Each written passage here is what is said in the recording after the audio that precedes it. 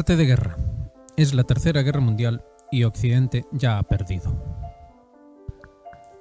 Aún hay gentes que se resisten a admitir que esto que está ocurriendo en el mundo es la Tercera Guerra Mundial. Esto es en realidad una cosa muy vieja. Si uno se retrotrae hasta Albert Pike, famoso masón del siglo XIX, acabará encontrando múltiples referencias a una carta, supuestamente falsa, que dirigió al nacionalista italiano Mazzini, en la cual mencionaba 3 guerras mundiales antes de que a nadie se le ocurriera que existiera siquiera la primera.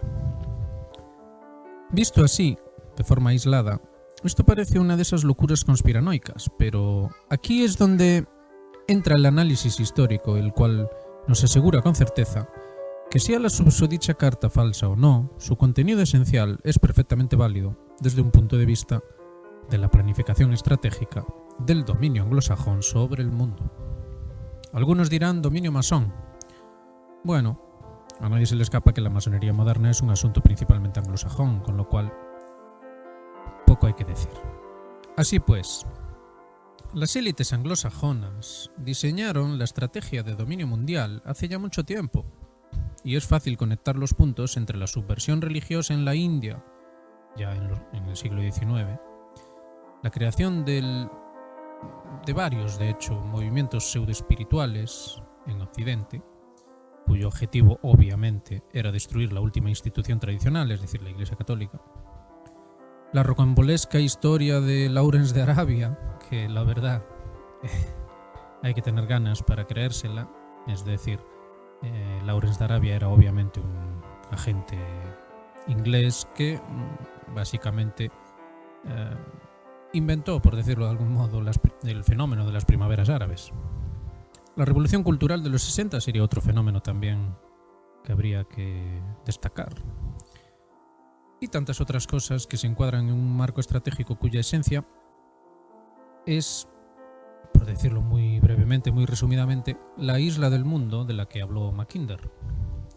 Mackinder no era simplemente un geógrafo que se aburría e inventó el concepto del Heartland, ¿no? El corazón del mundo, la isla del mundo. Está claro que ahí detrás hay mucha estrategia acerca del dominio del mundo. Y es indiscutible, tenemos pruebas, la verdad, más que abundantes para concluir que es indiscutible que el mundo anglosajón, en su élite, llamémosle así, está obsesionada con el dominio del mundo.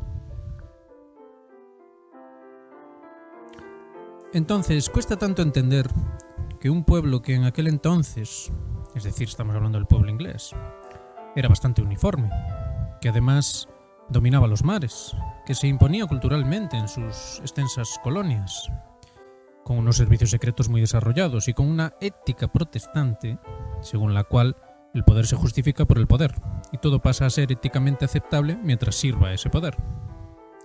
Cuesta tanto, decimos, entender que esto desemboque en un delirio de dominio sobre la totalidad del orbe y, lo que es más importante, un dominio sobre la raza humana. Si reflexionamos un poco, nos daremos cuenta de que no cuesta nada entenderlo. Tras este breve resumen, ¿resulta tan vana la profecía de Pike? Es decir, ¿resulta tan rara? ¿Es tan extraña? Por supuesto que no. No era ninguna profecía, de hecho, era un plan estratégico a largo o incluso a muy largo plazo. Pero ahora, digamos que ha llegado a su fase final y ha fracasado. Eso es lo curioso. Es lo que el señor Pike no imaginaba, que pudiera fracasar precisamente cuando triunfa, entre comillas. Es decir, cuando llega a su momento, a su punto álgido, es precisamente cuando fracasa. En los últimos días han ocurrido tantas cosas que es difícil abarcarlas todas, pero el sentido en el que van, digamos, es siempre el mismo. Aquel poder que diseñó la estrategia de dominio mundial se ha desinflado. Por un lado tenemos a Angela Merkel, que hace públicas sus declaraciones sobre la tomadura de pelo de los tratados de Minsk, y Zaharova, como siempre, da buena cuenta del asunto, metiendo el dedo en la llaga de la actitud de hecho criminal de estos líderes europeos, puesto que se dedicaron a jugar con la vida de miles de civiles masacrados en Donbass. La respuesta, pues un nuevo ataque a civiles en Melitopol, también en Donetsk, con los reformados misiles HIMARS o HIMARS, para alcanzar objetivos a más de 100 kilómetros. Varios muertos quemados vivos. Qué mejor respuesta, ¿verdad? Esa es la actitud de Occidente. No pasa nada, y la respuesta la tenemos en Victor Bout, quien explica que su juicio en Estados Unidos estuvo basado en una película de Hollywood, cuyo protagonista estaba supuestamente basado en él mismo. Ni siquiera había un intérprete, con lo cual lo que dijera no importaba. La película de Hollywood bastaba para incriminarle. Cuando decimos intérprete nos referimos a un intérprete que tradujera de ruso a inglés o de inglés a ruso. El caso es que Bout dice algo realmente asombroso. Y uno debería reflexionar por qué este señor, este supuesto criminal, dice una frase como la siguiente: lo que está ocurriendo ahora en Occidente es el suicidio de la civilización, y si no se impide este suicidio en un territorio que no esté controlado por los anglosajones, todo el planeta se suicidará. Vaya. Ahora ya empezamos a entender mejor. La Primera Guerra Mundial debía aniquilar a los viejos imperios, y de hecho así lo hizo. La Segunda Guerra Mundial debía aniquilar los restos de subversión y consolidar un régimen de transición que transformase el mundo, y vaya si lo consiguió. Y la Tercera Guerra Mundial debe aniquilar cualquier resistencia, por pequeña que sea. Esto ya aparecía, de hecho, en la doctrina Rumsfeld-Zebrowski de los años 90. Nos acordamos del señor Rumsfeld, ¿verdad? Aquellas armas de destrucción masiva y todo aquello. Pues bien, el almirante Zebrowski, digamos que desarrolló ciertas estrategias, por llamarlo de alguna manera, que eran básicamente la idea central era la aniquilación de buena parte del mundo, es decir, la aniquilación de los estados en buena parte del mundo, para poder así dominarlos mejor y explotarlos mejor. Así de descarado. Esto es algo que, por ejemplo, el señor Thierry Meyssan en Red Voltaire ha desarrollado profundamente. No es ningún secreto. Sin embargo, la cosa no para de torcérsele a nuestros amigos de la élite anglosajona, puesto que Xi Jinping viajó a Arabia, y no para pasar el rato precisamente, sino para continuar en su plan que no es el plan anglosajón, y ese es precisamente el problema. Una China fuerte no es compatible con el plan anglosajón. Debe ser aniquilada por completo porque, como se ha visto esta semana, es una seria amenaza.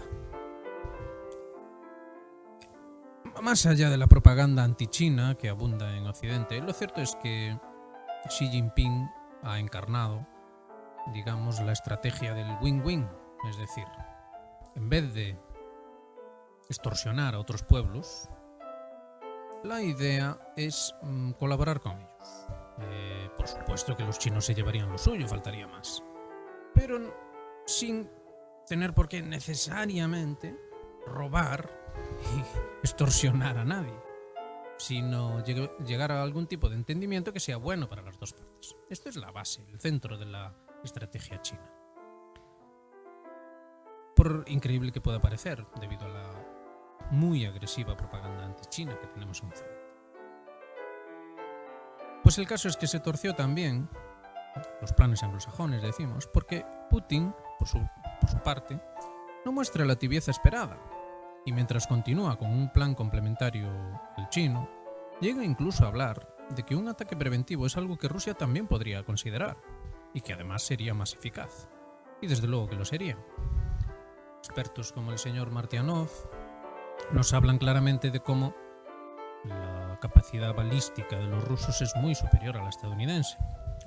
Los rusos tienen misiles hipersónicos, lo han demostrado, y los estadounidenses de momento solo sueñan con ellos. Así que lo de Putin no es precisamente una bravuconada.